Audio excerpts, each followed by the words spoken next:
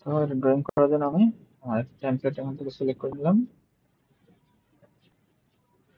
Template select করার পরে এখান থেকে বেসিক স্ট্যান্ডার্ড ভিউগুলো এখান থেকে নিব, অথবা আমার এখানে ভিউজ লেআউট এখান থেকে মডেলের স্ট্যান্ডার্ড ভিউটা দেবো।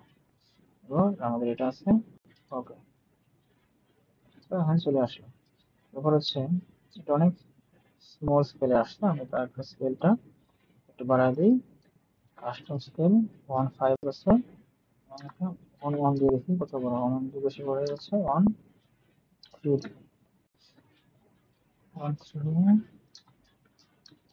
1.2 আমাদের যথেষ্ট। এখান থেকে আমি এইটা সিলেক্ট করি, তাহলে ভেতরে দেখা যাবে। এটা সিলেক্ট করলে এরকম দেখাবে। তো আমি এটা দিলাম, আপনারা এটা দিতে পারেন, দিলাম ওকে।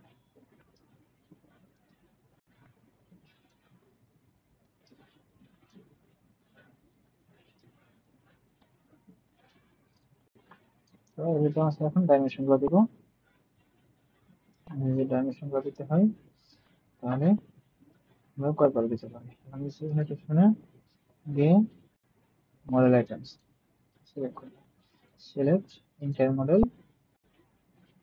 ইম্পোর্ট ইনটু অল ভিউতে দিব। তিনটা ভিউতে হচ্ছে আমি ড্রয়িং নিয়ে আসবো, তারপরে ওকে দেবো। তো এই মেজারমেন্টগুলো এখানে চলে আসছে। ঠিক আছে, এইগুলো আসলে আমি এখন একটু রিঅ্যারেঞ্জ করে দেবো।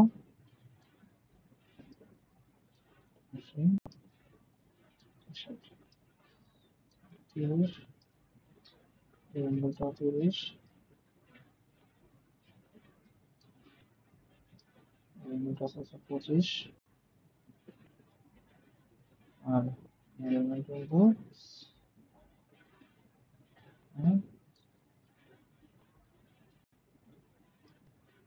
এটা আছে 100 এবং এটা আছে 20। এরকম ভাবে নিতে পারেন।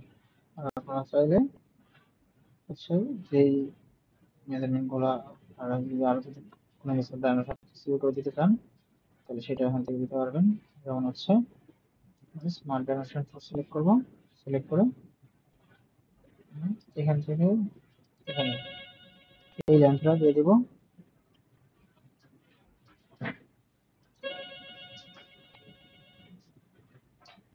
এটা এই লেন্থটা দিব।